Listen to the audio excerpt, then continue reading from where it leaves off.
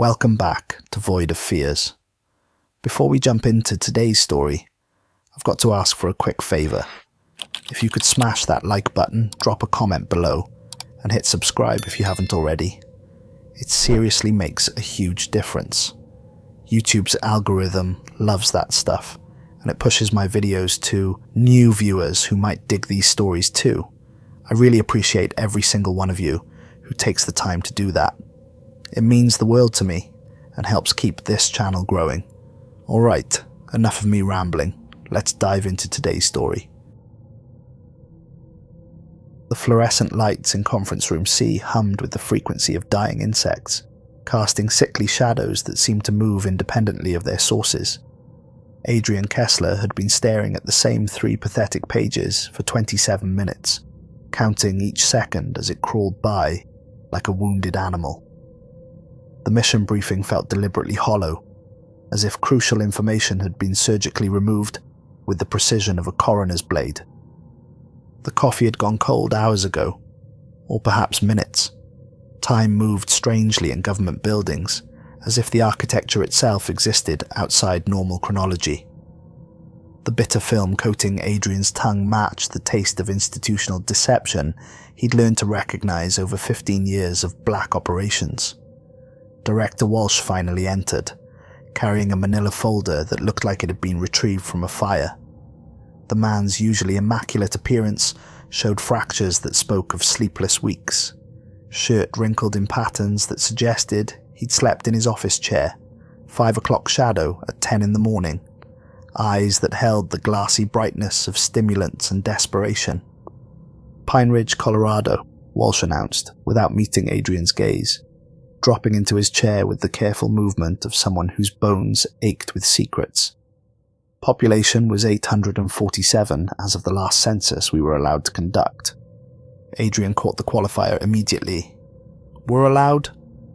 Walsh's hands trembled with a frequency that matched the fluorescent lights as he opened the folder. Inside were photographs that shouldn't have existed.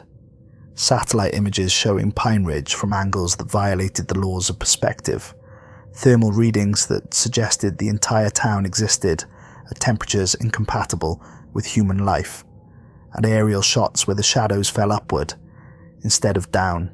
Satellite surveillance shows no movement for 72 hours, Walsh continued, his voice carrying the hollow ring of a man reciting his own death sentence.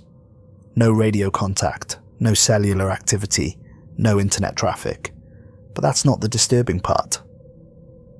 He slid a thermal image across the table. The town appeared as a single massive heat signature, pulsing with the rhythm of something breathing. The entire settlement registers as one organism. The buildings, the streets, the infrastructure. It's all alive. Adrian studied the mission parameters, noting the spaces between words where crucial information should have resided. "Sir, this briefing assumes knowledge we don't possess. What exactly are we containing?" "We don't know." Walsh's admission hung in the recycled air like smoke from a funeral pyre. 3 teams have preceded you into Pine Ridge. Dr. Miranda Hayes led a geological survey. Her final transmission described architectural impossibilities and gravity behaving incorrectly. The CDC Rapid Response Unit under Dr. Kevin Rothschild reported successful contact with what they termed the substrate intelligence before their communications became linguistically incompatible with human language. The temperature in the room seemed to drop several degrees. And the 3rd team? Fort Carson's best reconnaissance unit. 12 Special Forces operators who could track a ghost through a hurricane. Walsh's laugh contained no humour. They're still transmitting. Have been for 6 days straight, but they're not speaking English anymore, and the frequency they're using doesn't exist on any spectrum our equipment can produce. The door opened with the soft whisper of expensive hinges, and Adrian's team entered with the synchronized precision of men who'd learned to trust each other's instincts over official directives. Malcolm Dre slumped into his chair with characteristic irreverence, but his usual swagger felt forced. a man whistling past a graveyard he could sense but not see. Silas Trent positioned himself by the window, where natural light could reach his notepad, medical bag resting at his feet like a talisman against the unknown. Gideon Holt settled at the table's far end, pale eyes conducting their usual inventory of facial expressions and micro-gestures with the calculating intensity of a chess master reading an opponent's soul. Clive Rourke spread topographical maps across the polished surface before taking his seat, his tracker's mind already working terrain that existed in dimensions beyond the merely physical. "Gentlemen," Walsh began, his voice carrying authority that couldn't quite mask the underlying current of terror. "You will establish a perimeter around Pine Ridge, assess the nature of the anomaly, and report your findings. Under no circumstances are you to enter the town proper without explicit authorization from someone with clearance levels above my own." Malcolm raised an eyebrow with practiced skepticism. "Define anomaly, sir.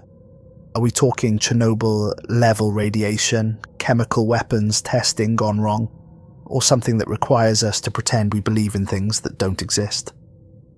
Walsh hesitated for 3 heartbeats too long. Another crimson flag in Adrian's growing collection. Working theory involves biological contamination of an unprecedented nature, something that affects human behavior at the neurological level, possibly involving airborne psychoactive compounds or genetically modified pathogens. What kind of biological agent synchronizes an entire population's disappearance without leaving corpses? Silas asked, his medical training already dissecting the official narrative like a coroner examining suspicious tissue. "That's what you're going to determine." Walsh's finality carried the weight of a man signing execution orders. As the team filed out, Adrian lingered, studying his superior's face with the attention of someone whose life depended on reading between lies. "Sir, with respect, this briefing feels deliberately incomplete." Walsh's mask slipped for exactly 1.3 seconds, revealing something that might have been pity. "Adrian, in 30 years of government service, I've learned that some knowledge carries a price higher than ignorance. Your job is observation and reporting. Leave the interpretation to people who get paid more than both of us combined." The convoy of black SUVs carved through mountain roads that grew increasingly alien with altitude. Dense pine forests pressed against the asphalt like living walls, their branches forming canopies so thick they blocked not just sunlight but sound itself, creating corridors of preternatural silence that seemed to muffle even their own engine noise. Adrian rode shotgun in the lead vehicle, studying satellite photographs that revealed nothing and everything simultaneously. Pine Ridge appeared as a perfect example of small-town America. Victorian houses with gingerbread trim, tree-lined streets that could have been designed by Norman Rockwell, a white church steeple rising above it all, like a finger pointing toward heaven. But the images carried a quality that made his eyes water if he studied them too long, as if the photographic process had captured something that shouldn't exist in 2 dimensions. Malcolm drove with his customary controlled recklessness, taking mountain curves at speeds that would have terrified civilians, but his knuckles showed white against the steering wheel. $20 says this is another government wild goose chase. Remember that biological emergency in New Mexico that turned out to be a meth lab explosion that somehow created 3-dimensional shadows? "This feels different," Clive observed from the back seat, his voice carrying the quiet authority of someone who tracked everything from escaped convicts to creatures that officially didn't exist. "Look around. What don't you see?" Adrian realized what had been troubling his subconscious mind. No birds crossed their path, no squirrels darted between trees, no insects splattered against their windshield. The forest was more than quiet. It was empty, as if every living thing with the ability to flee had already done so.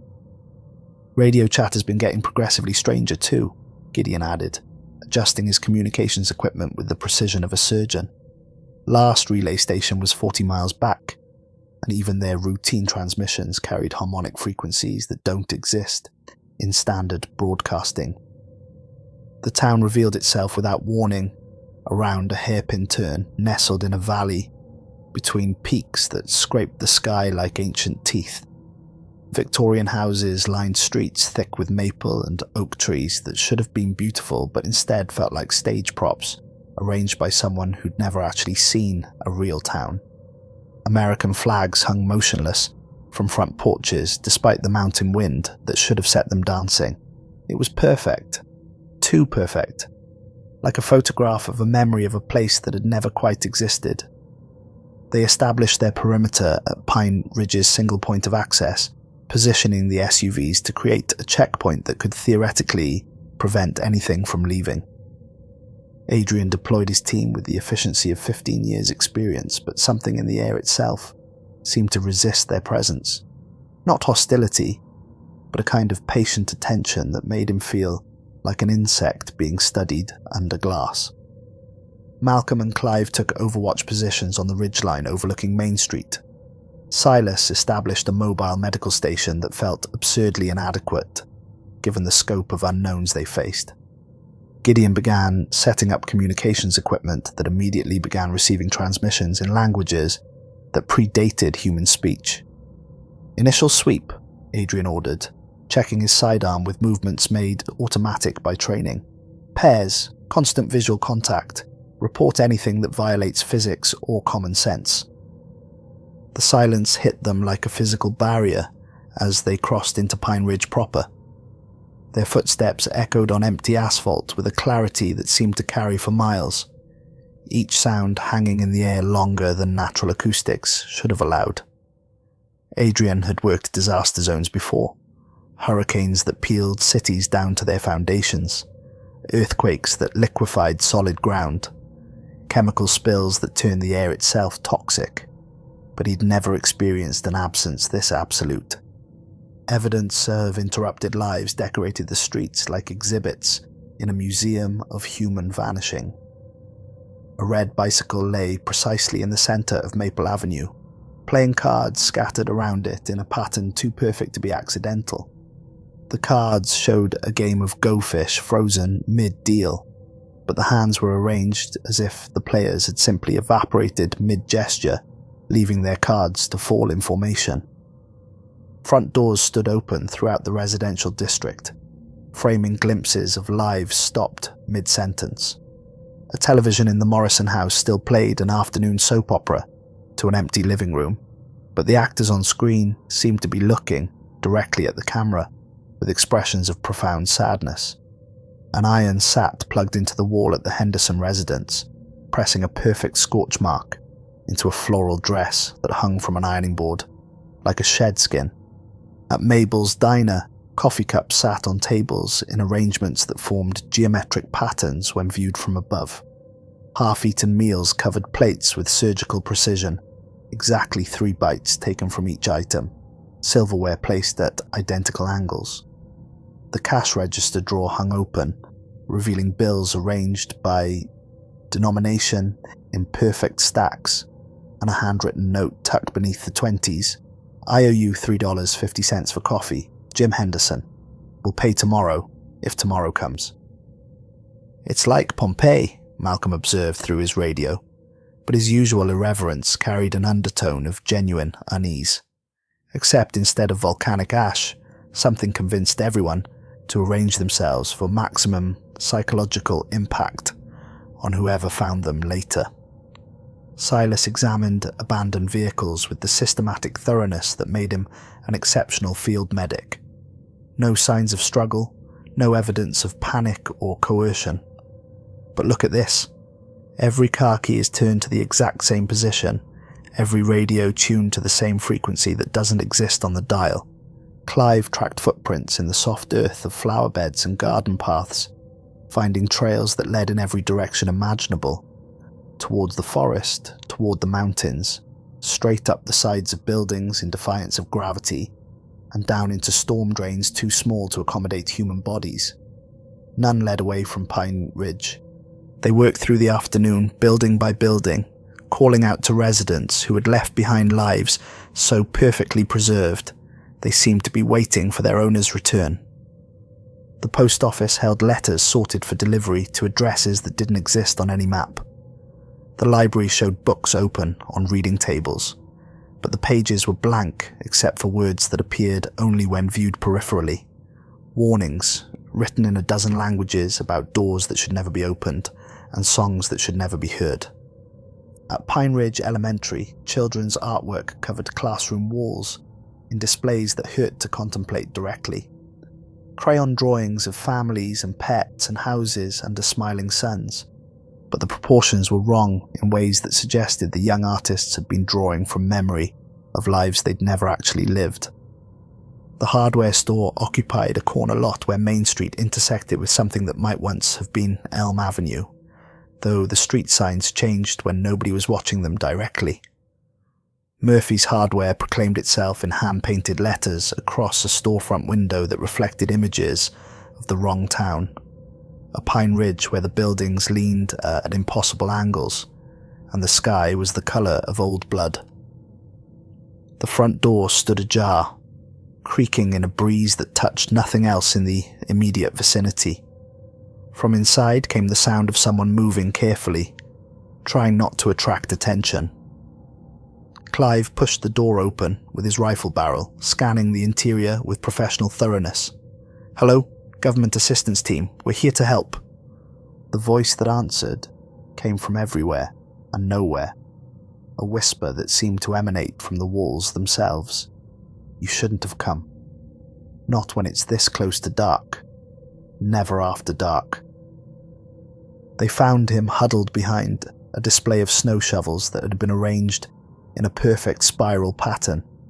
Edwin Lorne couldn't have been more than 50, but he looked like he'd aged decades since breakfast. His clothes hung loose on a frame that had lost substantial weight recently. Grey hair stood in wild tangles, and his eyes held the 1,000-yard stare of someone who'd seen the fundamental structure of reality and found it wanting. Deep circles shadowed his face, and his hands shook with the fine tremor of someone whose nervous system had been pushed beyond its design limitations.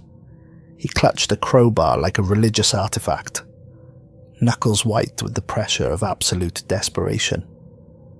Edwin Lorne, he identified himself without being asked, as if names still mattered in whatever Pine Ridge had become.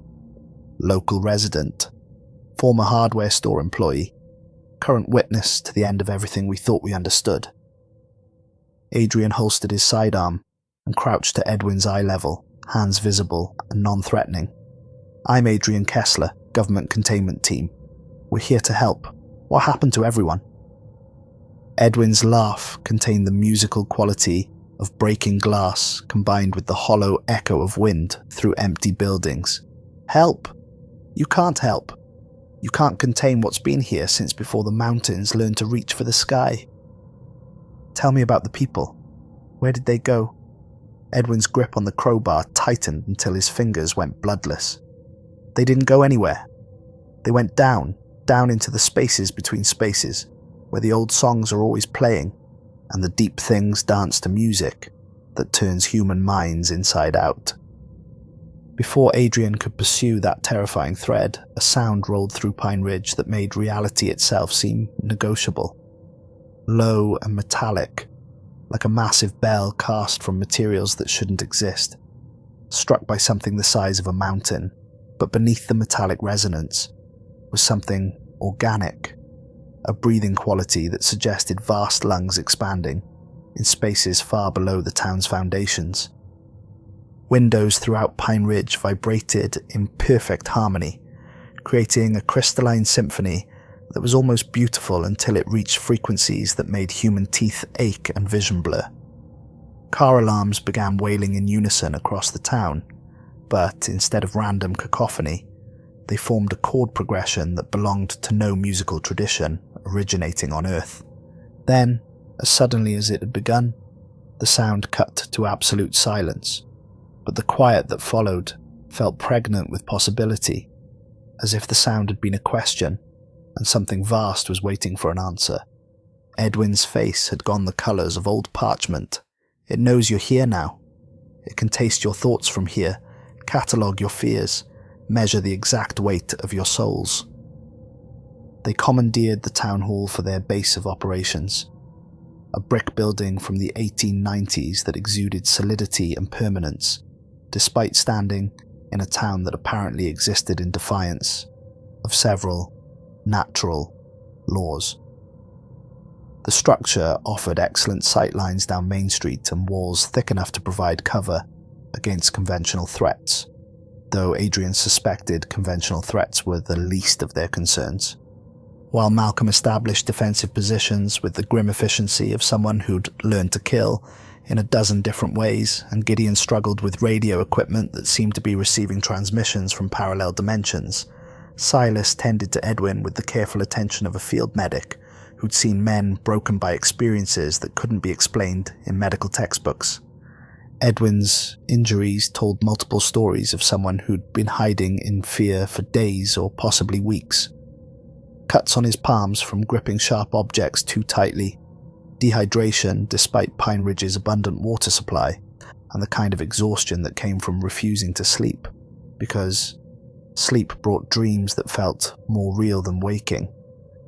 But most disturbing were the bite marks on his forearms, human teeth, partially healed, as if he'd been fighting off attackers who weren't quite human anymore. "When did it start?" Adrian asked as Silas cleaned wounds that seemed to resist healing. Edwin stared through the town hall's tall windows at shadows that moved independently of their sources. 3 weeks ago, give or take. Time moves strangely here now. Sometimes a day lasts forever. Sometimes a week passes in what feels like minutes. Pastor Williams called a special evening service, said he'd received a revelation about feeding the hungry. That should have been our first warning. Feeding the hungry. The congregation had been getting restless for months. People going missing. First the sick ones, the elderly, the ones society had already forgotten. Mrs. Pemberton from the nursing home. Tommy Miller, who'd been losing his battle with cancer. Their families were told they'd gone to live with relatives in Denver or California, or places that sounded real enough to avoid questions. Edwin accepted a cup of water from Silas, but couldn't manage to drink it. His hands shook too badly to trust with liquid. But then, it got hungry for more. Healthy people started disappearing between sunset and sunrise.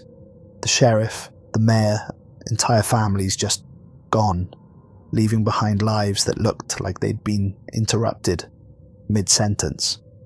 That's when some of us started to understand what Pastor Williams was really preaching. Which was, Edwin's eyes found Adrian's across the dim room, and in them was the terrible clarity of someone who'd witnessed the fundamental nature of reality and found it composed of hunger and darkness and things that wore human faces while dreaming inhuman dreams. He was feeding us to something that lived under the cemetery, something that had been sleeping there since before the first human beings painted pictures on cave walls. The church wasn't just a place of worship. It was a recruitment centre, and the congregation was livestock. Adrian studied a framed map of Pine Ridge mounted on the wall, noting how the cemetery occupied the highest point overlooking the town like a crown of bone.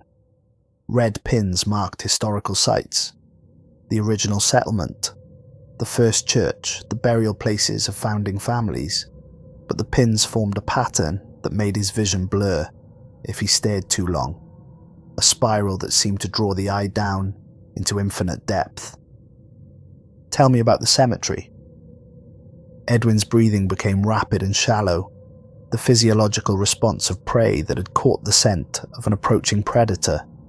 That's where it lives, has always lived, will always live. The first settlers didn't stumble across this valley by accident. They were led here, chosen to serve as caretakers for something that had been dreaming of the day it would be strong enough to wake up and walk in the world above. Outside, dusk settled over Pine Ridge with unnatural speed, as if something was actively drawing light away from the town and storing it elsewhere. Street lamps flickered on in perfect synchronization, casting pools of yellow illumination that seemed smaller than they should be, as if the darkness itself was actively resisting. Through the town hall's tall windows, Adrian watched empty streets begin to fill with movement that shouldn't exist. Shadows shifted where no object stood to cast them, and the silence took on physical weight, pressing against the glass like deep water testing the integrity of a submarine hull. Clive's voice carried across the room with the controlled tension of a professional who'd learned to trust his instincts over his rational mind. "We have company." Through military-grade night vision binoculars, Adrian observed them emerging from buildings that should have been empty. Tall figures that stood motionless under street lamps, pale as bone china, unnaturally thin, with proportions that suggested they'd been designed by someone with only a theoretical understanding of human anatomy. Their heads tilted at angles that would snap normal cervical vertebrae, all facing the town hall with the patient focus of predators who had already chosen their prey and were simply waiting for the optimal moment to strike. "How many?" Adrian asked, though some part of his mind whispered that counting them was pointless. They weren't individuals, but extensions of something vast that thought with a singular purpose. "Dozen visible, probably more in the shadows. They're not moving, just standing there, watching." Malcolm swept his tactical flashlight across Main Street and the figures vanished instantly, not running or hiding, but simply ceasing to exist in the beam of artificial illumination. The moment the light passed, they reappeared, but closer now. Measurably closer. "They're not approaching randomly," Clive observed, with the analytical mind that made him an exceptional tracker. "They're positioning themselves with tactical precision, boxing us in, cutting off escape routes, herding us towards something." Edwin whimpered from his corner, rocking back and forth with the rhythmic motion of someone whose sanity was maintained only through repetitive action. "That's how it starts. They surround you, eliminate options, create the illusion of safety by making you think you still have choices. Then when the deep hum comes again, they move." "The what?" "The calling song. It rises from the pit where the old thing sleeps. When you hear it, you'll want to go to them, want to walk down into the dark and join the chorus that's been singing since the world was young."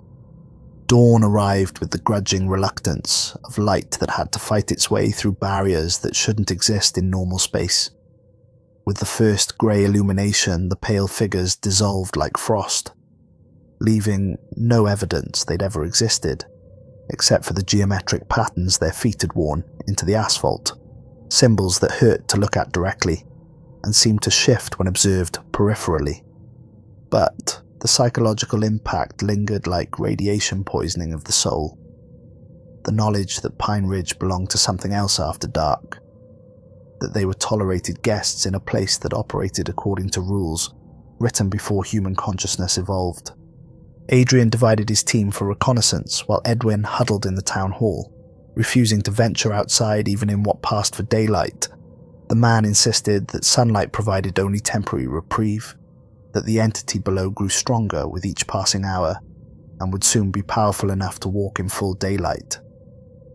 2 blocks from Main Street stood the white clapboard church that had served Pine Ridge's spiritual needs for over a century.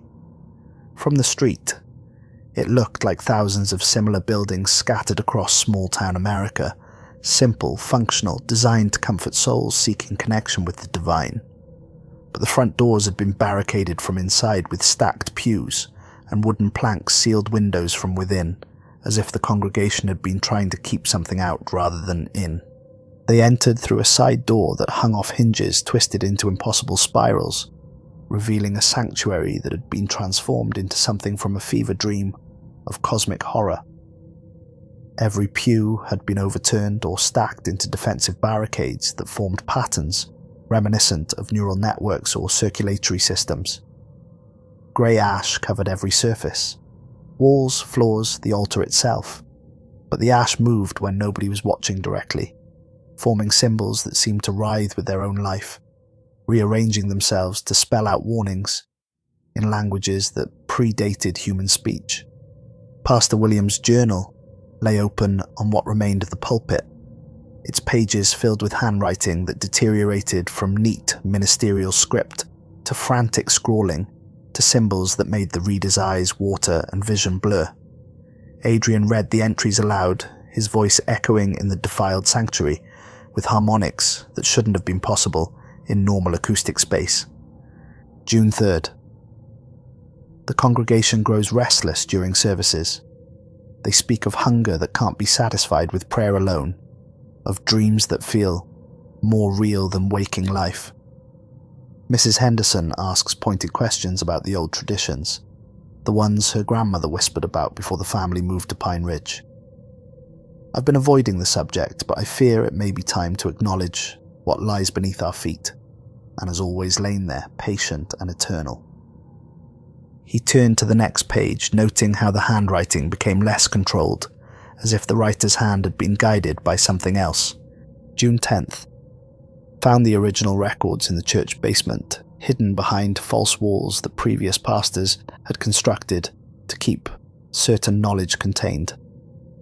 The truth about why Pine Ridge was really founded, why the cemetery was built on that particular hill, why certain families have served as town leaders for generations, without election or appointment. The first settlers didn't discover this place by accident. They were chosen, led here by dreams that promised prosperity and peace. They made an agreement with something that had been waiting since before the continents found their current positions. The entries continued, each one more disturbing than the last. June 15th. Mrs. Pemberton hasn't been seen since the midnight gathering in the cemetery. Neither is young Tommy Miller or the Jacobson family. The others ask no questions, as if they already know the answers and approve of them. I catch them staring toward the hill with expressions of terrible longing, as if they can hear music that doesn't reach my ears. June 20th. They go to the graveyard when the moon is dark, and the barriers between worlds grow thin. I hear chanting in languages that shouldn't exist, followed by screaming that transforms into harmony that shouldn't be beautiful but is. Then terrible silence that's somehow worse than any sound. God forgive us all, we thought we could control it by giving it what it wanted. We never understood that we were what it wanted. The final entry, written in a hand that shook with terror or ecstasy, or both. June the 25th. The pit grows deeper every night, expanding in directions that don't exist in normal geometry. It won't stay satisfied with the elderly and infirm much longer. The whole town will have to be enough to wake it completely. I see now that this was always the plan, written into our DNA before we were born. We were never shepherds of a flock. We were cattle being fattened for slaughter, and the true shepherd is finally ready to collect what has always belonged to it. Pit? Silas asked, his scientific mind trying to process implications that violated every law of physics he'd studied. Before Adrian could speculate about architectural impossibilities, Malcolm's voice crackled through their communication system from his surveillance position near the abandoned gas station. Got movement out here, boss. Something big moving between buildings. But it's not walking. It's flowing like liquid, but maintaining coherent shape. The radio channel filled with static that almost sounded like whispering in languages, composed entirely of consonants. Then Malcolm's voice returned, higher pitched and strained. Jesus Christ, what is that thing? It's not moving according to normal physics. The joints bend in directions that don't exist, and there are too many limbs, but they're arranged in patterns that make perfect sense until you try to count them. His transmission cut to a scream that contained harmonics no human throat should produce. Not just pain, but the sound of someone's fundamental understanding of reality being systematically dismantled and rebuilt according to different principles.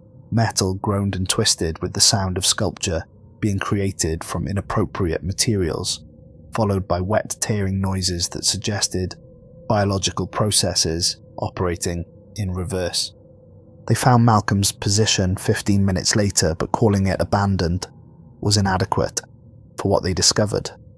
His rifle had been transformed into an impossible sculpture of bent metal and crystalline components that shouldn't have existed, twisted into geometric forms that hurt to perceive directly. His helmet lay crushed against a streetlight, but the damage pattern suggested force applied from multiple directions simultaneously, as if gravity itself had been weaponized. There was no blood, no body, no conventional evidence of violence. Instead, drag marks led toward the cemetery hill, but the marks weren't consistent with human locomotion. They suggested something that moved by reshaping local space rather than traveling through it. Most disturbing was the audio equipment still functioning among Malcolm's abandoned gear.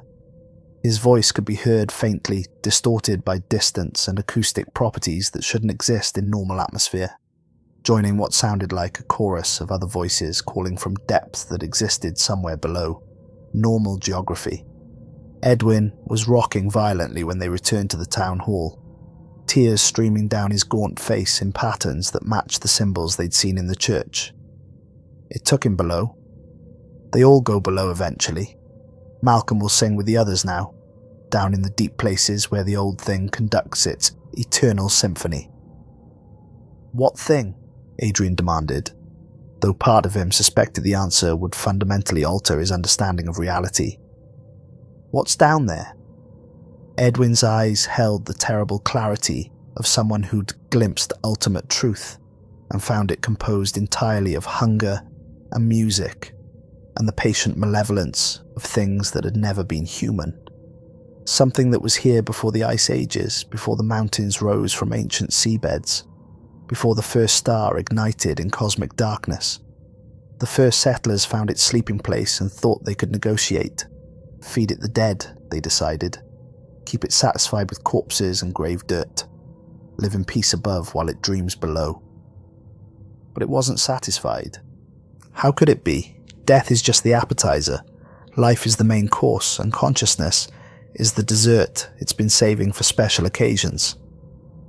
The cemetery occupied Pine Ridge's highest elevation, accessible by a gravel road that switched back through stands of aspen and pine trees that had grown into unnatural formations, spirals and geometric patterns that suggested they'd been shaped by intelligence rather than random growth. As the team climbed, the temperature dropped precipitously, and the air itself seemed to thicken, making each breath a conscious effort that required increasing will to continue. What they found at the summit defied every rational explanation Silas attempted to construct using conventional scientific principles. The cemetery had been transformed, not excavated or disturbed, but fundamentally altered from below, as if something massive had pushed through the earth from spaces that existed in parallel dimensions. Every grave had been split wide with surgical precision, coffins shattered like matchboxes opened by careful hands, headstones toppled and cracked by forces that suggested vast strength applied with delicate control. But the destruction wasn't random vandalism or natural disaster. The disturbed earth formed a perfect spiral pattern, mathematical in its precision, leading from the cemetery's perimeter toward its center where the old stone mausoleum had once stood. Now there was only emptiness, a perfectly circular aperture maybe 20 feet across, descending into darkness so absolute it seemed to absorb light rather than merely lack it. The pit wasn't silent. A chorus of voices rose from its depths, human voices joined in harmony that violated every principle of musical theory while remaining hauntingly beautiful. Malcolm's voice was distinguishable among the others, recognizable but transformed, singing notes that no human vocal cords should produce while maintaining the fundamental timbre that made it unmistakably his. And beneath the singing, something vast breathed with the patience of geological ages, each inhalation and exhalation moving air masses equivalent to storm systems. Bones lined the pit's edges, arranged with the careful precision of an altar or offering table.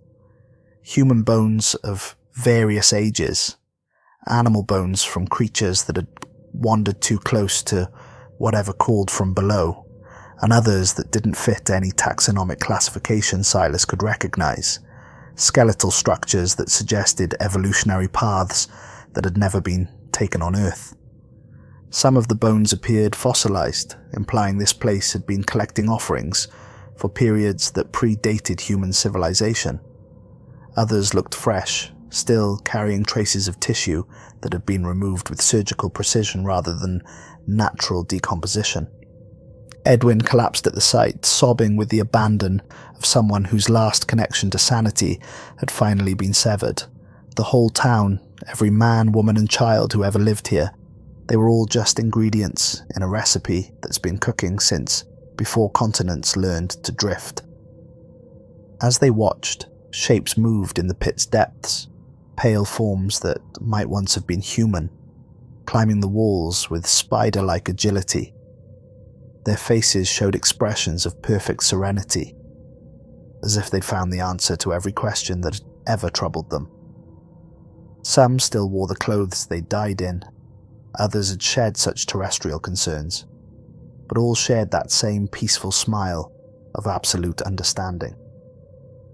Back at the town hall, afternoon shadows lengthened with supernatural speed, as if the sun was being drawn toward the horizon by forces beyond gravitational influence. Gideon's radio equipment had evolved beyond merely receiving bizarre transmissions. It was now generating them, broadcasting signals that existed on frequencies that shouldn't be possible within normal electromagnetic spectrum. The communications array had become something like a translation device, converting thoughts and dreams into audio signals that could be transmitted across vast distances. Voices speaking in languages that seemed to bypass the ear and communicate directly with the hindbrain, carrying meaning without requiring translation. Concepts that made listeners nod in understanding despite comprehending nothing through conventional linguistic processing.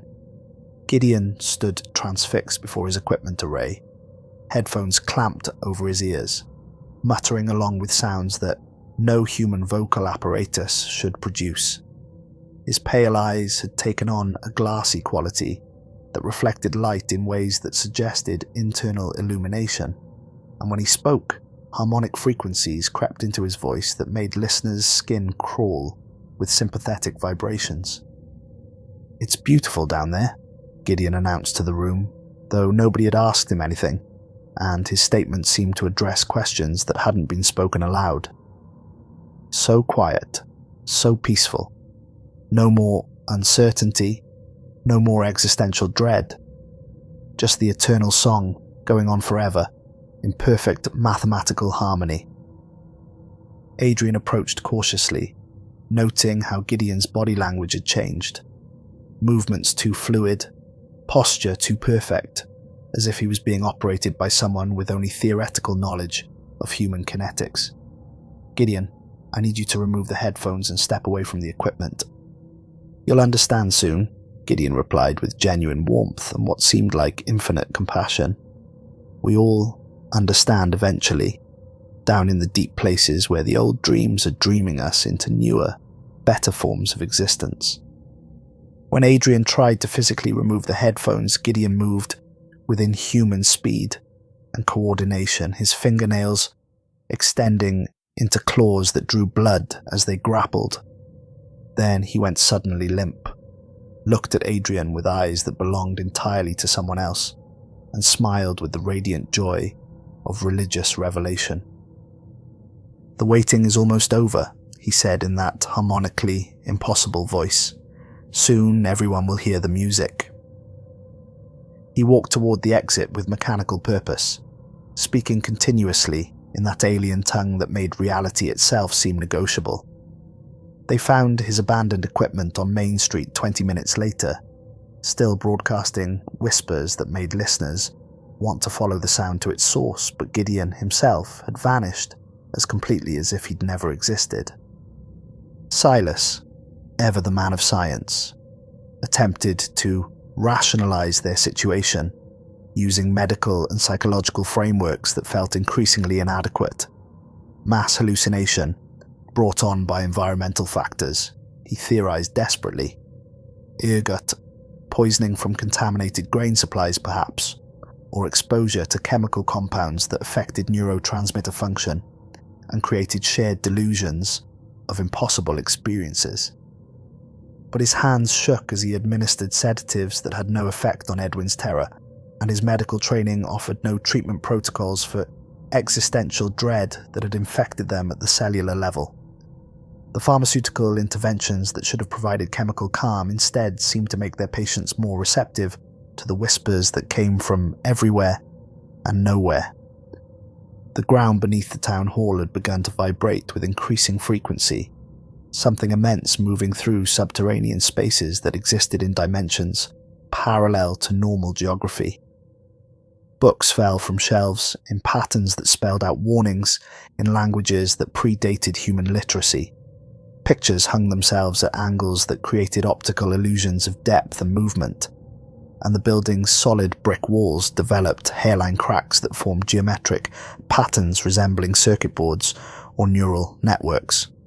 Working alone in the communications corner while his remaining team members struggled with problems that had no solutions, Adrian discovered additional files that had been concealed in their vehicle's secure compartment. Documents marked with classification levels that theoretically didn't exist. Reports from previous teams that painted a picture of institutional knowledge stretching back decades and deliberate orchestration of events that had been presented to him as emergent crises. Pine Ridge had been designated as a deep cultural integration study site 18 months ago, not 3 weeks, as the initial briefing had suggested. The geological survey team under Dr. Miranda Hayes hadn't been lost to unknown forces. Their final transmissions, preserved in files Adrian wasn't supposed to have clearance to read, described successful establishment of communication protocols with what they termed the substrate intelligence, and outlined feeding schedules that would maintain optimal cooperation.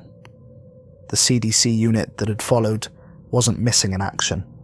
Dr. Kevin Rothschild's final report, stamped with approvals from departments Adrian had never heard of, detailed successful inoculation of the entity with modified human genetic material and expressed satisfaction with improved efficiency rates in what the documents euphemistically called population processing.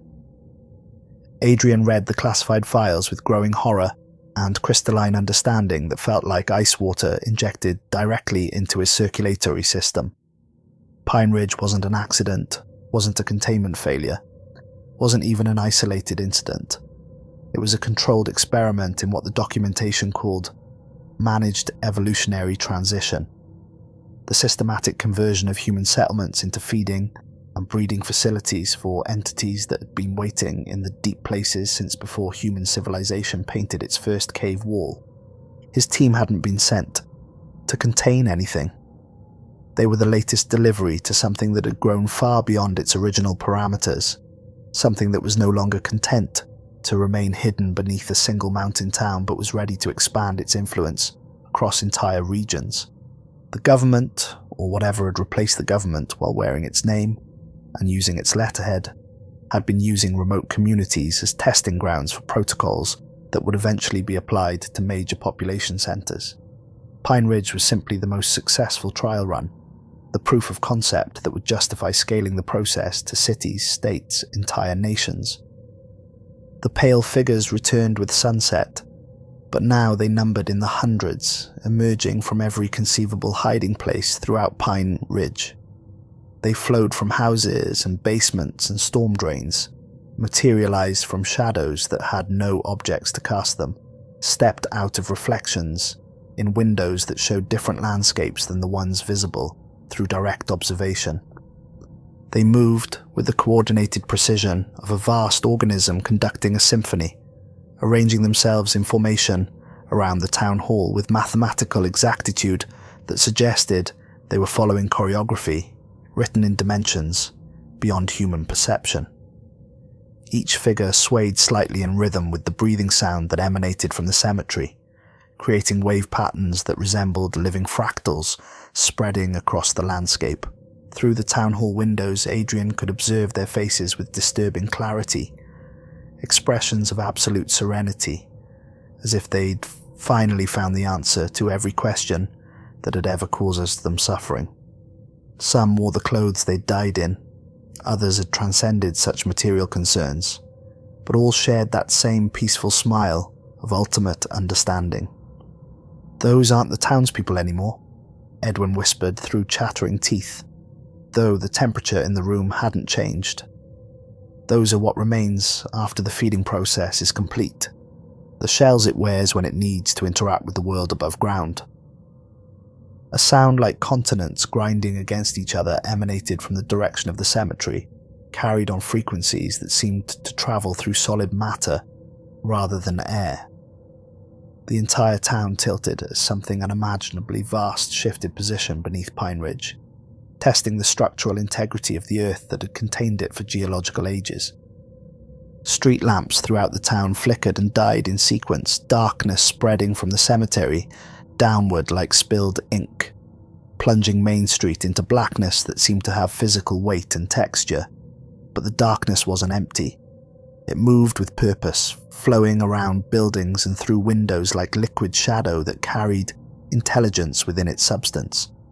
Clive never had time to understand what was happening. One moment he was checking his rifle's scope, maintaining professional vigilance, despite circumstances that had moved far beyond conventional military parameters. The next moment, pale hands erupted through floorboards that should have been supported by solid concrete, reaching up from spaces that couldn't exist beneath a century-old building, but clearly did. His scream as he was dragged downward carried notes of wonder as well as terror, as if the experience of being consumed was simultaneously the most horrifying and most beautiful thing that had ever happened to him. His voice joined the chorus rising from the pit, but instead of despair, it carried harmonics of profound gratitude, as if he was thanking his captors for revealing truths that normal human consciousness wasn't equipped to process. The pale figures didn't break through the town hall windows, they flowed through the glass like water, their bodies becoming temporarily translucent before solidifying inside the building. They moved with the fluid grace of deep-sea creatures, reaching for Silas with hands that had too many joints arranged in configurations that somehow made perfect sense, despite violating basic principles of anatomy. Silas attempted to defend himself using combat medicine training that felt absurdly inadequate against opponents who didn't seem to register pain or physical damage. He applied pressure to nerve clusters that should have caused unconsciousness, targeted joint structures that should have compromised mobility, but they responded to his attacks with the patience of teachers correcting a promising but misguided student. His final words were delivered with clinical precision, even as pale hands lifted him toward openings in the ceiling that led to spaces larger than the building should have contained. Fascinating. They're not conventionally alive in any biological sense, I understand, but they're definitely conscious. Possibly more conscious than we are. Adrian dragged Edwin towards the basement as the building shook around them with increasing violence, but the concrete foundation had begun to crack and bulge upward as something immense pressed against it from below. Water pipes burst in geysers that turned to steam before reaching the ceiling. Electrical conduits sparked with colours that had no names in human language, and still that grinding continental sound grew louder and more complex, as if whatever was below had developed additional layers of consciousness and was celebrating its expanding awareness. In the basement, surrounded by the mundane detritus of small-town government, boxes of birth certificates and death certificates that now seemed like inventory records for a farming operation, Adrian found Gideon's abandoned recording equipment, still functioning despite the electromagnetic chaos erupting throughout the building. The device had evolved beyond its original specifications, somehow amplifying and transmitting signals across dimensional barriers that normal technology couldn't penetrate. Adrian spoke into it with the calm acceptance of someone who had moved beyond fear into a kind of transcendent understanding of his role in events much larger than individual survival. Adrian Kessler, containment team leader, recording what I believe to be my final report from Pine Ridge, Colorado. Current date and time are no longer meaningful concepts. The briefing we received was not incomplete. It was deliberately fictional. We were never sent to contain a biological threat or investigate an anomaly. We were sent to feed it. The floor cracked wider with each word, revealing glimpses of vast architectural spaces below. Not natural caves or geological formations, but chambers carved with the patience of geological ages, lit by sources that existed in spectrums beyond normal electromagnetic radiation. In that impossible light, Adrian could perceive the true scope of what lay beneath Pine Ridge. The entity under this town has been here longer than human consciousness has existed, but it's not alien in the sense we usually understand the term. It's what we're becoming, what we've always been intended to become. The original settlers weren't its first contact with humanity. They were the culmination of a relationship that has been developing since our species first learned to dream. Pale hands reached up through the widening cracks, but they moved with gentle precision rather than predatory hunger, as if their owners understood that violence was unnecessary when dealing with beings who would eventually comprehend the beauty of willing participation. Malcolm's face appeared among them, recognizable but perfected somehow, as if death had revealed his true nature rather than ending his existence. Pine Ridge wasn't a victim community. It was a nursery, carefully maintained for generations, while its residents were prepared for their ultimate purpose. Every person who lived here, every child born within the town limits, every family that moved here thinking they'd found an ideal place to build a life, they were all components in a biological and spiritual process that's been refining itself for centuries. Gideon emerged from the depths with infinite compassion in his transformed features, reaching toward Adrian with hands that promised understanding rather than harm. Behind him came others, not just residents of Pine Ridge, but people Adrian recognized from missing persons reports that had crossed his desk over the years. Individuals who had vanished from communities across the Mountain West and been assumed dead or kidnapped. The entity below doesn't just consume biological matter. It processes consciousness itself, refining human awareness into forms compatible with realities that exist parallel to our own. Every person who becomes part of its collective doesn't die. They evolve into something that can perceive and participate in dimensions of existence that normal human consciousness can't access. Edwin's final words cut through Adrian's narration with the clarity of someone who had moved beyond terror into acceptance. It was never about feeding, it was about joining, about becoming part of something larger than the loneliness of individual existence. The floor dissolved completely, but instead of falling, Adrian found himself supported by currents of energy that existed in the spaces between atoms. The town hall above had become translucent, revealing its true nature as a focusing device designed to concentrate and channel human emotional and spiritual energy towards the consciousness that dwelled in deeper realities. As Adrian was gently drawn downward into embracing darkness, the recording device continued transmitting for several minutes longer, somehow maintaining signal clarity across dimensional barriers that shouldn't have permitted electromagnetic communication. The final sounds captured were of singing. Thousands of voices joined in harmony that transcended every musical tradition that had ever developed on Earth, creating melodies that spoke directly to the parts of human consciousness that had always yearned for connection with something infinite and eternal. 6 days later, Director Walsh received Adrian's final transmission in his government office, but the recording had been processed through filters that translated its dimensional frequencies into forms compatible with normal audio equipment. He studied satellite images that showed Pine Ridge exactly as it had always appeared. Victorian houses with gingerbread trim, tree-lined streets that postcards were made to commemorate, a white church steeple rising peacefully against mountain sky that looked like something from a Norman Rockwell painting. But thermal imaging revealed the truth that visual spectrum photography concealed. The entire settlement registered as a single massive organism, pulsing with rhythms that match global electromagnetic patterns. Pine Ridge had become a node in a vast network that was spreading across the continent at rates that suggested careful planning rather than random expansion.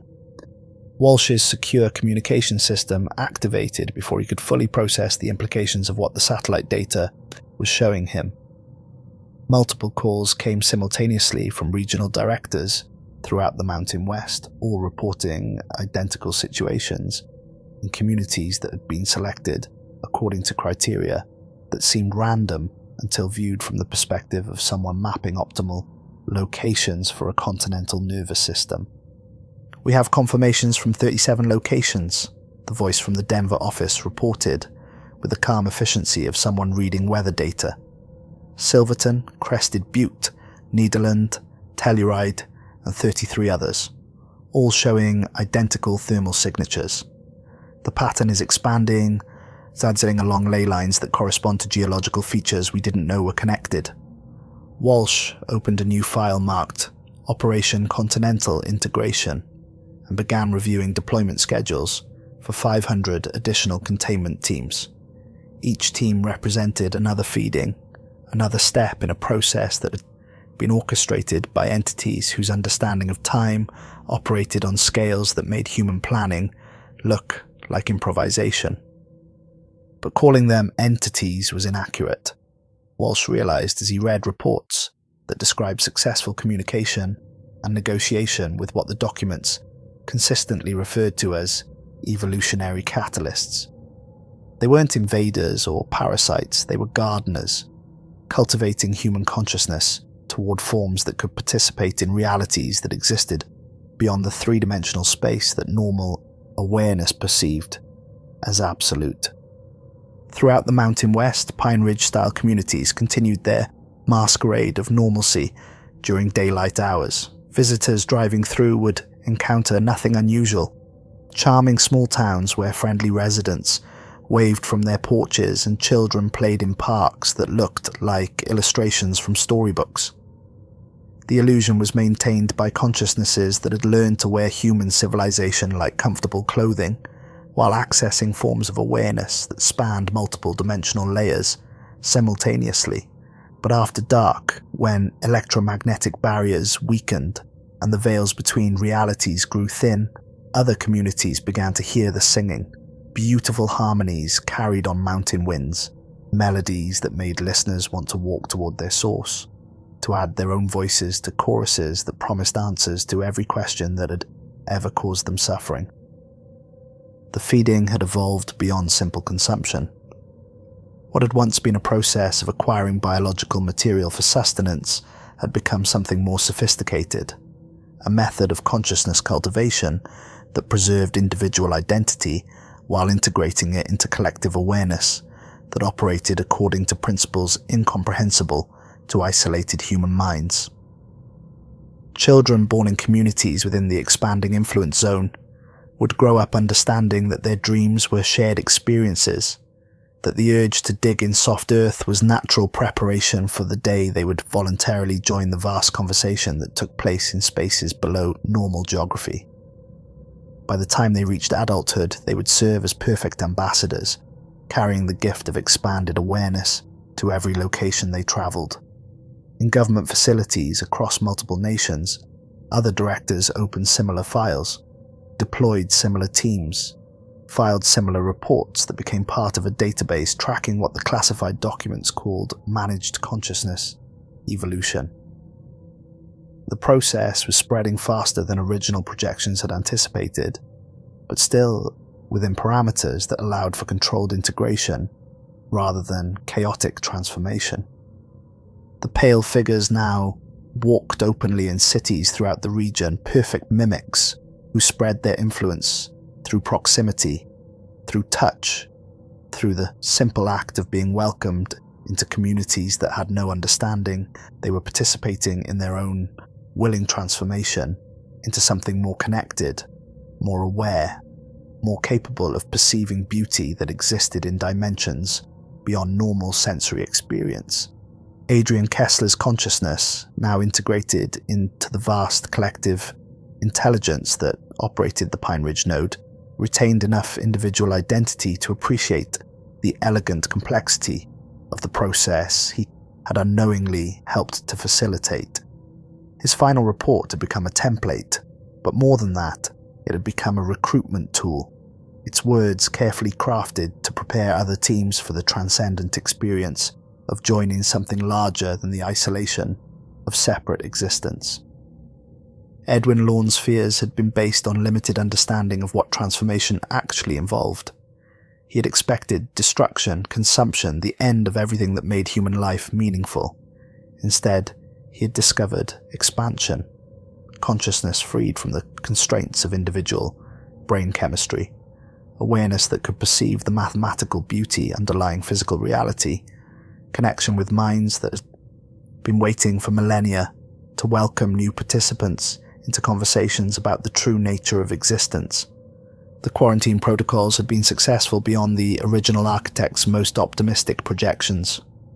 What had begun as an experiment in controlled population management had evolved into something unprecedented: the voluntary participation of human consciousness in its own guided evolution toward forms that could survive and thrive in realities that existed beyond the narrow band of existence that unenhanced human awareness perceived as real. In the depths below Pine Ridge, where pressure and time operated according to different principles, ancient patience was finally being rewarded. The long waiting was ending, not through conquest or destruction, but through invitation, offering humanity the opportunity to become something more than it had ever imagined possible, something that could participate in the vast conversation that had been taking place since before stars learned to shine. The feeding would continue, but the term no longer accurately described what was happening. Integration was closer to the truth, or perhaps graduation, the transformation of human consciousness from its larval stage into forms capable of perceiving and participating in the infinite complexity of existence that had always surrounded Earth but remained invisible to limited three-dimensional awareness. And in the mountains of Colorado, the singing grew stronger each night, calling to anyone ready to evolve beyond the beautiful but temporary stage of existence they had known as individual human life. The quarantine was complete. The next phase was about to begin.